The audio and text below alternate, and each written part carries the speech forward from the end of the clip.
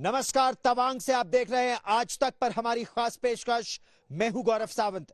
इस समय चीन वास्तविक नियंत्रण रेखा से यांगसे क्षेत्र में तो पीछे हट गया है, लेकिन चीन की आखिर मंशा क्या है?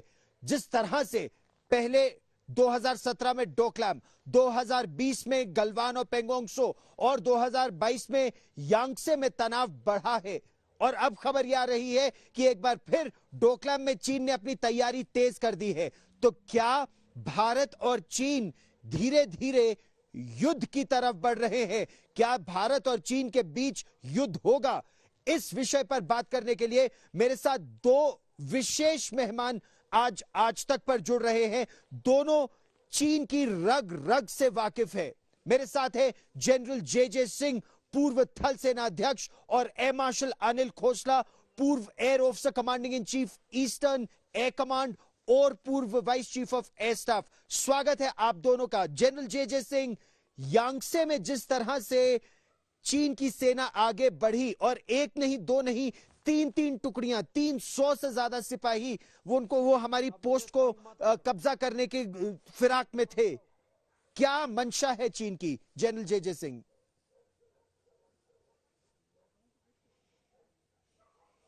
देखिए गौरव, चीन एक ऐसा देश है जो अभी अपने आप को समझता है कि दुनिया के वो पावरफुल या शक्तिशाली देशों में से है, लेकिन उस देश की नीयत जो है हमारे तरफ बिल्कुल साफ नहीं है, और वो कोशिश यही कर रहे हैं कि किसी तरह से हिंदुस्तान को आगे अग्रसर होने में बाधा डालें। और चीन का हम भरोसा नहीं कर सकते, लेकिन जो भी कुछ अभी बॉर्डर पे हो रहा है उसको मैं समझता हूँ कि हमको वो प्रोवोक करने की कोशिश कर रहे हैं, और हमें आसानी से अपने आप को प्रोवोक नहीं होना देना चाहिए, और हमें अलर्ट रहना चाहिए।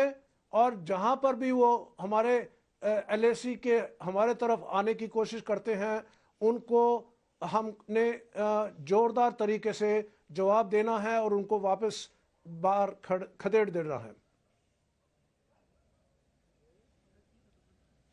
एयर मार्शल खोसला, जिस तरह से 2017 में चीन ने कोशिश की, 73 दिन तक विवाद रहा, फिर चीन को हटना पड़ा, लेकिन चीन 2 कदम अगर पीछे हटा, उसने वहां तेजी से बिल्डिंगें बनाना, रोड बनाना, अपने आप को और मजबूत करना शुरू कर दिया है। डोकलाम बहुत सेंसिटिव है, या डोलम का इलाका बहुत ही संवेदनशील है। क्यों और कितनी तैयारी है भारत की उससे जूझने के लिए? आपकी दृष्टि में चीन की मंशा क्या है डोलम में अपने आप को इतना सशक्त करने की? गौरव, आपने ठीक बताया कि ये जो एरियाज हैं ये हमारे लिए बहुत इंपॉर्टेंट हैं। तो जो आपने बड़ा मुद्दा रखा है कि चीन की इरादे क्या हैं, उसके बारे में मैं 4-5 पॉइंट आपसे बात करना चाहूँगा। पहला तो आप ये देखिए कि चीन ने जितने भी उनके विवाद था, बॉर्डर डिस्प्यूट था बाकी नेशंस के साथ, उसने उसको रिजॉल्व कर लिया है, except for India and Bhutan. अच्छा, हमारे साथ क्यों नहीं किया? इसके वेरियस रीजंस हैं, डिफरेंट एनालिस्ट उसको रीजन देते हैं, बट फैक्ट ये है कि हमारे साथ उन्होंने बॉर्डर को रिजॉल्व नहीं किया है।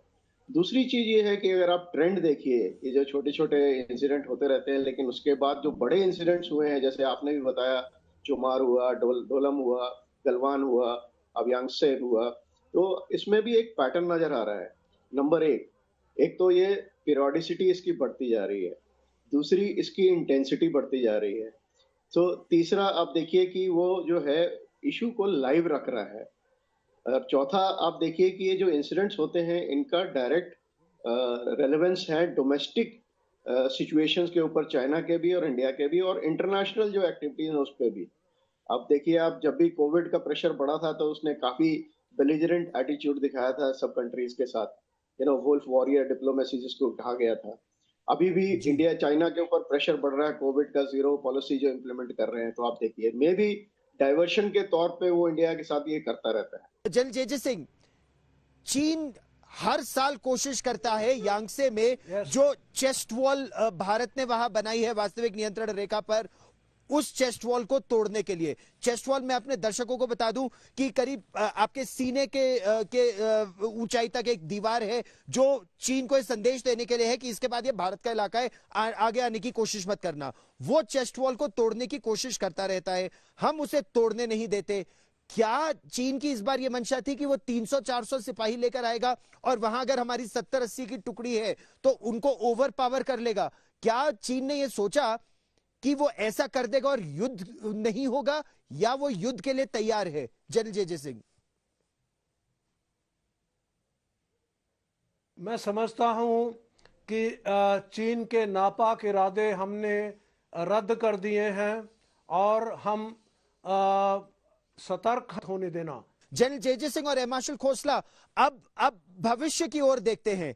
क्या चीन युद्ध की तैयारी कर रहा है? एयर मार्शल खोसला, आपका क्या एप्रिसिएशन है, आपका क्या आकलन है? क्या चीन इस तरह की स्कर्मिशेस करता रहेगा, कभी यांगसे में तो कभी डोलम में तो कभी बाराहोटी में तो कभी लद्दाख में, या फिर चीन अब एक ऑल आउट युद्ध की तरह धीरे धीरे तैयारी कर रहा है?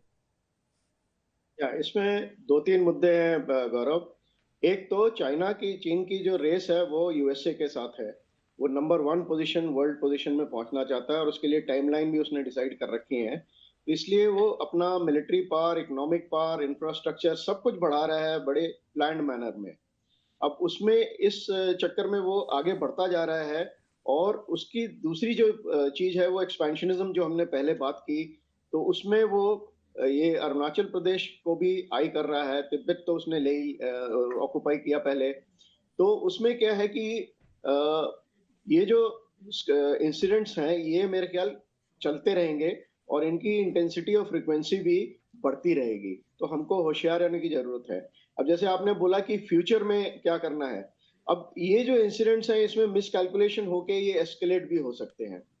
दूसरी चीज ये है कि जब चाइना का पार और बढ़ेगा, उसका जो बेलिजरेंट एटीट्यूड है वो और ज्यादा बढ़ जाएगा, वो और बोल्ड हो जाएगा। जैसे साइबर वॉरफेयर हो गया, स्पेस वॉरफेयर हो गया, इलेक्ट्रॉनिक वॉरफेयर हो गया, इंफॉर्मेशन वॉरफेयर हो गया, उसकी तैयारी करें। बहुत महत्वपूर्ण बात आपने की। अच्छा, अगर हम अरुणाचल प्रदेश का ही जिक्र करें, जनरल जे सिंह, ये जो ट्रांस अरुणाचल हाईवे बन रहा है, जो इंटर वैली ऑपरेबिलिटी की बात हो रही है कि जो हमारे ट्रूप्स हैं अगर वो हाईली एक्लिमेटाइज्ड हैं किसी एक सेक्टर में, उनको दूसरे सेक्टर में ले जाया जा सके, तो क्या ये बाय एयर, बाय रोड, किस तरह से इसको और तेज किया जा सके कि चीन अपने नापाक मंसूबों में कभी सफल ना हो पाए? गौरव, ऐसा है कि जो ये ट्रांस अरुणाचल हाईवे है वो बॉर्डर के इलाके में एक ईस्ट से लेके वेस्ट तक 1500 किलोमीटर का हाईवे बन रहा है और ये काफ़ी हद तक पूरा भी हो गया है। उसके अलावा ब्रह्मपुत्रा के ऊपर हमने 3 जो पुल बनाए हैं, सेतु बनाए हैं, उससे भी चीन को खतरा लग रहा है, क्योंकि अभी हमारे जो ब्रह्मपुत्र के ईस्टर्न साइड में सोल्जर्स हैं, ट्रूप्स हैं, वो भी आसानी से ब्रह्मपुत्र क्रॉस कर सकते हैं। नहीं तो पहले एक ही पुल था, उसको बर्बाद कर देते तो हमारे को आना जाना ब्रह्मपुत्र क्रॉस करना मुश्किल होता। तो ये जो बोगी बिल का ब्रिज बना है और नामसाई के पास ब्रिज बना है, इनसे भी हमारे फौजों को एक सेक्टर से दूसरे सेक्टर जाने में बहुत आसानी होती है। मैंने देखा था जब मैं वहाँ था 20-30 साल पहले, पूरा दिन लग जाता था डिब्रूगढ़ से लेके तेजू तक जाने के लिए, लोहितपुर तक जाने के लिए। अभी 3 घंटे में हम पहुँच सकते हैं और मैं वहाँ गया भी हूँ। तो कहने का मकसद ये है कि चीन को बहुत मुश्किल पेश हो रही है कि हम अगर हिंदुस्तान इस तरह से अपने फ्रंटियर इलाके में इंफ्रास्ट्रक्चर बनाते जाएगा तो हम कामयाब कभी नहीं हो सकते। और मैं आपको ये कहना चाहता हूँ कि क्यों चीन इस समय ये सब कुछ कर रहा है। ये शी जिनपिंग जो उनका प्रेसिडेंट है वो बहुत ही एम्बिशियस है और उसने सोचा कि मैं कुछ करिश्मा करके दिखाऊं, मैं कोई ड्रामेटिक चीज करके दिखाऊं। तो गलवान में जब कोशिश की वहां पे भी विफल रहे, उनके दांत खट्टे किए गए और हमारे जवानों ने बहुत बहादुरी से और अपने काबिलियत से उनको खदेड़ दिया और उनके दांत खट्टे किए। एम मार्शल खोसला, आपसे बात करके भी और जनरल जे सिंह आपसे बात करके भी कि भारत की जो मानसिकता है वो अब डिफेंसिव नहीं है, संभवतः ये डिफेंसिव ऑफेंसिव की तरफ है कि अगर चीन कहीं हमारे इलाके में घुसने की साजिश करेगा तो 3500 किलोमीटर लंबी इस वास्तविक नियंत्रण रेखा पर कहीं हम भी घुस जाएंगे, जैसे QPQ ऑपरेशंस कैलाश हिल्स पर हुए थे, या फिर जैसा आप दोनों बेहतर जानते हैं जैसे सुमदरोंगचू के बाद यांगसे हुआ था। आज चर्चा को यही विराम देते हैं, लेकिन यह चर्चा जारी रखेंगे हम आने वाले दिनों, हफ्तों और महीनों में भी, क्योंकि भारत को निरंतर अपनी शक्ति और बढ़ाने की आवश्यकता है। आप दोनों आज तक पर हमारे साथ जुड़े इस विशेष चर्चा में बहुत बहुत धन्यवाद।